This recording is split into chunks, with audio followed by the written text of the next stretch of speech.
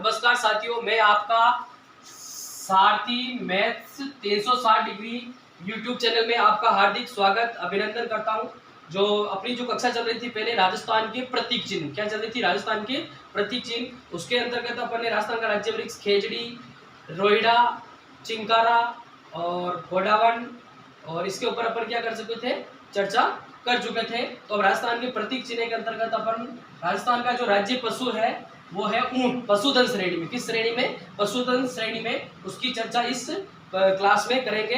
तो ये आपको जो ये क्लास यानी कि वीडियो अच्छा लगे, पसंद आए तो वीडियो को लाइक करना, वीडियो पर कमेंट करना, सुझाव देना और आगे से आगे शेयर करना, ताकि अन्य विद्यार्थियों को भी इसका फायदा मिल सके। और हमारा जो यूट्यूब चैनल है सारथी मैथ्स 360 डिग्री, इस चैनल को सब्सक्राइब जरूर करना, ताकि आगे भी आपको अच्छी से अच्छी कक्षाएं जल्दी से जल्दी अपना यूट्यूब चैनल सारथी मैथ्स 360 डिग्री पर अवेलेबल होती रहे। तो आप सारथी मैथ्स 360 डिग्री को सब्सक्राइब जरूर करना।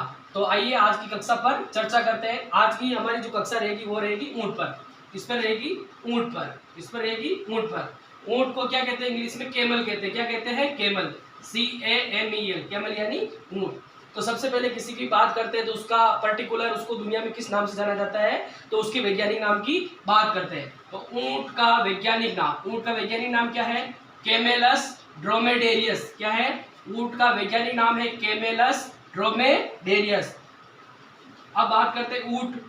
ऊंट को क्या कहते हैं? मरुस्थल का जहाज कहते हैं। क्या कहते हैं? मरुस्थल का जहाज। ऊंट को मरुस्थल का जहाज क्यों कहते हैं? क्योंकि जो ऊंट के जो पैर होते हैं वो क्या होते हैं? गद्दीदार होते हैं। ऊंट क्या रेगिस्तान में भी आसानी से चल पाता है, दौड़ पाता है। तो इसलिए ऊंट को क्या कहते हैं? रेगिस्तान या मरुस्थल का क्या कहते हैं? जहाज कहते हैं। राज्य पशु, राज्य पशु का दर्जा ऊंट को कब दिया गया, इसकी बात करते हैं। तो ऊंट को राज्य पशु का दर्जा दिया गया 16 सितंबर 2014 को। कब दिया गया? 16 सितंबर 2014 को। तो ऊंट को राज्य पशु का दर्जा 16 सितंबर 2014 को दिया गया। ठीक है।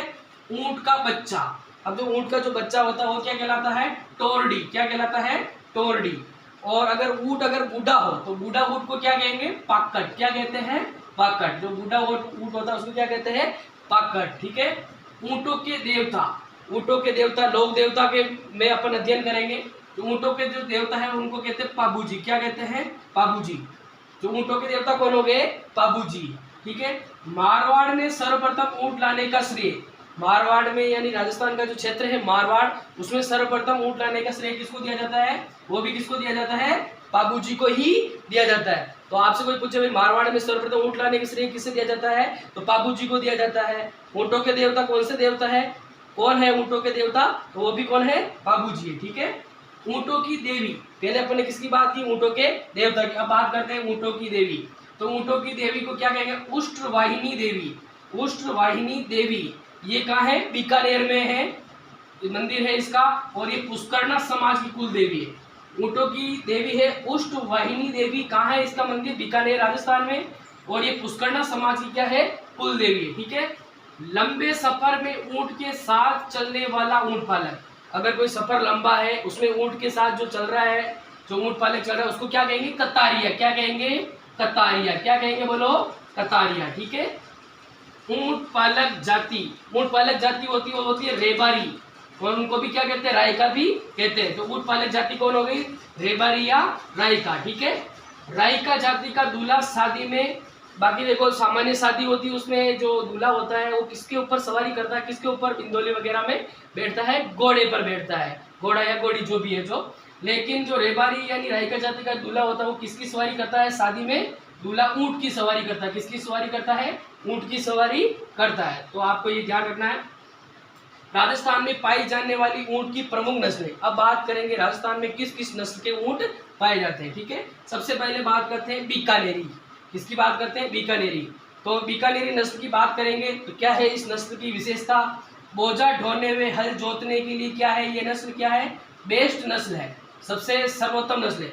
यानी कि जो बोझा ढोना हो, माल को एक स्थान से दूसरे स्थान पर पहुंचाना हो, या फिर जो खेत में जुताई का कार्य करना हो, उसके लिए बीकानेरी नस्ल है वो क्या रहेगी? बेस्ट रहेगी, यानी सर्वोत्तम रहेगी। राजस्थान में कुल संख्या के 50%, कितना प्रतिशत बोलो? 50%, यानी 50% से अधिक ऊंट इसी नस्ल के। कौन सी नस्ल के हैं? बीकानेर। राजस्थान में 50% से अधिक ऊंट हैं जो बीकानेरी नस्ल के हैं। ठीक है, अब दूसरी बात करते हैं नाचना। ये भी एक जैसलमेर का एक क्षेत्र है।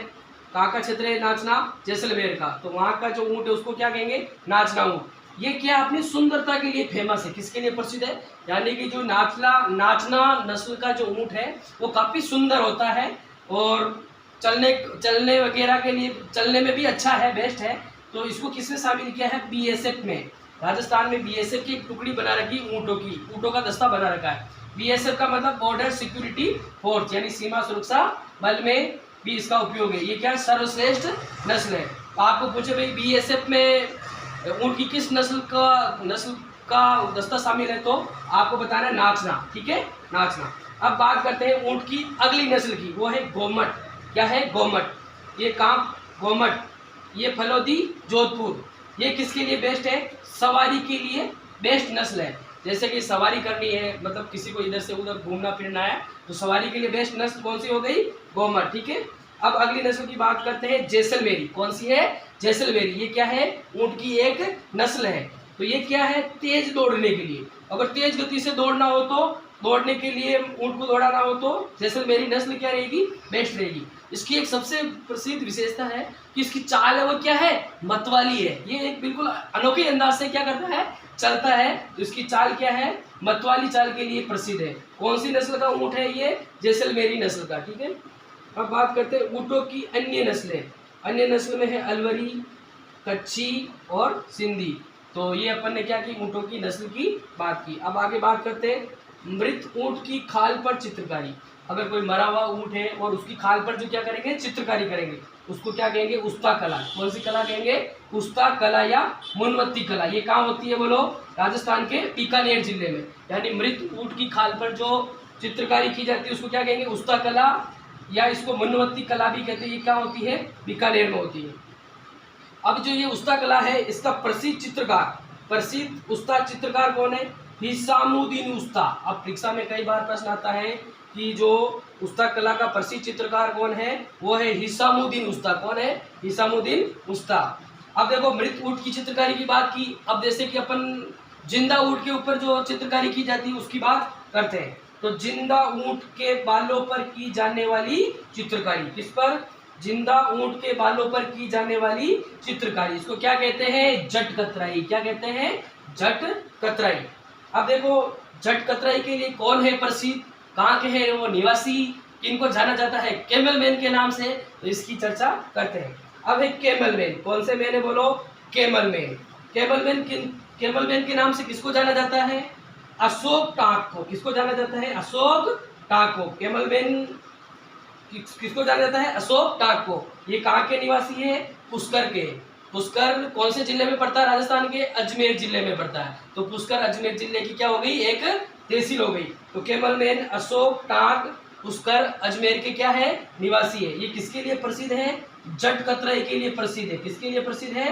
जट कतराई के लिए प्रसिद्ध है। ठीक है, अब अगली बात करते हैं ऊँट की कुर्बानी के लिए प्रसिद्ध महल। अब आपसे पूछे कि ऊँट की कुर्बानी के लिए राजस्थान का कौन सा महल प्रसिद्ध है, तो वो महल प्रसिद्ध है मुबारक महल। मुबारक महल कहाँ है? टोंक में। राजस्थान का जो टोंक जिला है वहाँ पे कौन सा महल है? मुबारक महल। ये किसके लिए प्रसिद्ध है? ऊँट की कुर्बानी के लिए। लेकिन वर्तमान में ये परंपरा क्या है? बंद हो गई है। देखो पशुओं की हत्या करना ये क्या है? गलत है।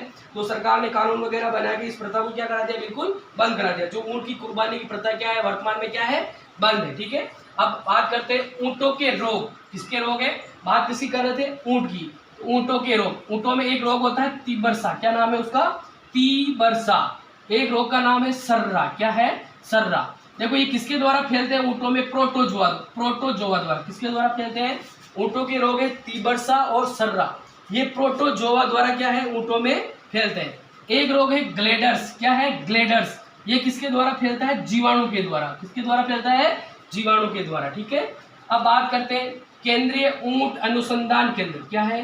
केंद्रीय ऊँट अनुसंधान केंद्र। देखो ये कहाँ है स्थित?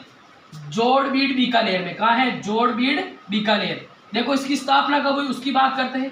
कितनी जुलाई है? 5 जुलाई 1984 को स्थापित। तो देखो केंद्रीय ऊँट अनुसंधान केंद्र कहाँ स्थित है? जोड़बीड़ बीकानेर। कब स्थापित हुआ? 5 जुलाई 1984 को स्थापित हुआ। ठीक है, अब बात करते हैं संचालित, कौन सी संस्था इस केंद्र को संचालित करती है, वो है भारतीय कृषि अनुसंधान परिषद। कौन सी संस्था संचालित करती है, भारतीय कृषि अनुसंधान परिषद। ठीक है, इसी परिसर में अश्व अनुसंधान केंद्र भी है। जो ये परिसर है ना, इसी के अंदर अश्व को क्या कहते हैं, घोड़ा, तो घोड़ा और घोड़ी जो भी है ना, अनुसंधान केंद्र भी है। यहाँ चेतक के वंशज भी तैयार किए जाते हैं। किसके वंशज तैयार किए जाते हैं, चेतक घोड़े के। ठीक है, भारत की पहली फर्स्ट केमल मिल्क डेयरी, देखो भारत की सबसे पहली केमल मिल्क डेयरी जहाँ ऊँट वगैरह का दूध मिलता है वो है जोड़बीड़। ये कहाँ पड़ता है, बीकानेर में। तो भारत की पहली camel milk dairy Jorbeer Bikaner में स्थित है। ऊंटनी के दुग्ध के प्रसंस्करण हेतु मिनी प्लांट, ये कहाँ स्थित है, राजस्थान की राजधानी जयपुर में। ऊंटनी के दुग्ध के प्रसंस्करण हेतु मिनी प्लांट जयपुर में। ठीक है, अब बात करते हैं अंतरराष्ट्रीय ऊंट महोत्सव। कौन सा महोत्सव है, अंतरराष्ट्रीय ऊंट महोत्सव। ये कहाँ लगता है, बीकानेर में। कब लगता है, कौन से महीने में लगता है, तो ये जनवरी महीने में लगता है। अंतरराष्ट्रीय ऊंट महोत्सव बीकानेर में कब लगता है, जनवरी में।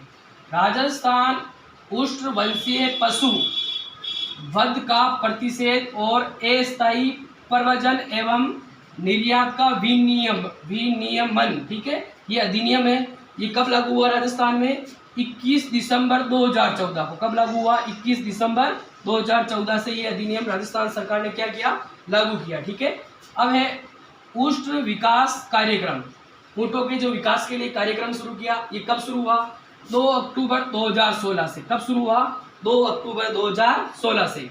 ये किस उद्देश्य से शुरू हुआ, ऊँटों की घटती संख्या को रोकने के लिए। ऊँटों की जो संख्या है उसमें लगातार क्या आ रही थी, गिरावट आ रही थी। तो ऊँटों की जो गिरती हुई संख्या उसको रोकने के लिए और ऊँटों की जो संख्या है उसमें क्या करने के लिए, वृद्धि करने के लिए ये उष्ण विकास कार्यक्रम शुरू हुआ। अब देखो, ऊँटनी के ब्याने पर, किसके ब्याने पर, ऊँटनी के ब्याने पर। आपको बताया कि कोई भी ब्याएगी तो 2 ही चीज होगी, या तो क्या होगा, नर होगा या क्या होगा, मादा बच्चा होगा। मतलब तो नर मादा बच्चे की आयु के अनुरूप, किसके अनुरूप, आयु यानी उम्र के अनुरूप कुल 10,000 रुपये, कितने, 10,000 रुपये की क्या दी जाती है, आर्थिक सहायता दी जाती है। किसको दी जाती है, जो ऊँट पालने वाले होते हो, आर्थिक सहायता दी जाती है। कितने रुपए की, 10,000 रुपये की। इस कार्यक्रम के तहत कितनी किस्तों में दी जाती है, 3 किस्तों में। बात करते हैं 3 किस्तों में कैसे दी जाती है। जन्म के 1 माह बाद, जैसे कोई ऊँटनी ब्याई, उसके नर या मादा जो भी बच्चा हुआ तो उसके 1 माह बाद कितने रुपए देंगे, 3,000 रुपये। कितने रुपए, 3,000 रुपये। और वो बच्चा जब 9 महीने का हो जाएगा फिर उसको कितना देंगे, 3,000 रुपये। और 18 माह का होने के बाद कितने हज़ार रुपये देंगे, 4,000 रुपये। तो 3,000 और 3,000 कितने हो गए, 6,000। 6,000 और 4,000 कितने हो गए, 6 और 4 कितने हो गए, 10। तो मैंने पहले बोला था ये इसमें कितने रुपए की आर्थिक सहायता दी जाती है, 10,000 रुपये की। ठीक है, अब है उष्ण संरक्षण एवं विकास नीति। राजस्थान सरकार ने बजट 2022 में इसे लागू किया जाना प्रस्तावित किया था। ये उष्ण संरक्षण एवं विकास नीति है, ये राजस्थान सरकार ने 2022 के बजट में इसे लागू किया जाना प्रस्तावित किया था। अब बात करते हैं कि राजस्थान में सर्वाधिक ऊँट कहाँ पाए जाते हैं। राजस्थान में सर्वाधिक ऊँटों वाला जिला कौन सा है, जैसलमेर। राजस्थान में सर्वाधिक ऊँटों वाला जिला कौन सा है, जैसलमेर। राजस्थान में न्यूनतम ऊँटों वाला जिला कौन सा है, प्रतापगढ़। कौन सा है, बोलो, प्रतापगढ़। भारत में सर्वाधिक ऊँटों वाला राज्य कौन सा है, राजस्थान। भारत में सर्वाधिक ऊँटों वाला राज्य कौन सा है, राजस्थान। देश के कुल ऊँटों का राजस्थान में प्रतिशत कितना है, 84.43%। सबसे इम्पोर्टेंट बात है कि देश के कुल ऊँटों का राजस्थान में प्रतिशत कितना है, 84.43%। तो ये राजस्थान का जो राज्य पशु है, पशुधन श्रेणी में केमल ऊँट, इसकी संपूर्ण जानकारी थी। ये वीडियो आपको अच्छा लगे तो वीडियो पर कमेंट करना, वीडियो को ज़्यादा से ज़्यादा शेयर करना। और हमारा जो ये चैनल है, हमारा चैनल का क्या नाम है, सारथी मैथ्स 360 डिग्री। इस यूट्यूब चैनल को सब्सक्राइब जरूर करना, प्लीज़ लाइक एंड सब्सक्राइब। जय हिंद, जय हिंद।